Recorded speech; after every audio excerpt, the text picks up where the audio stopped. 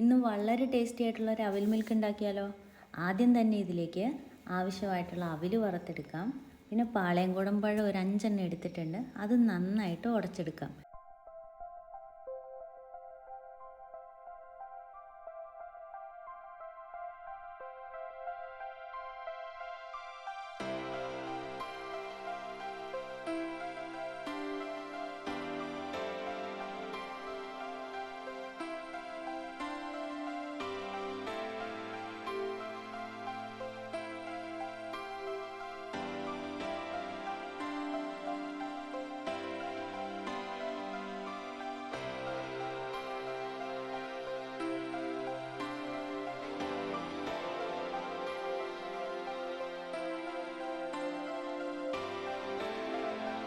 ഇനി ഈ പഴത്തിലേക്ക് മധുരത്തിന് ആവശ്യമായ പഞ്ചസാരയും പാലും ചേർത്തിട്ട് നന്നായിട്ട് മിക്സ് ചെയ്യാം.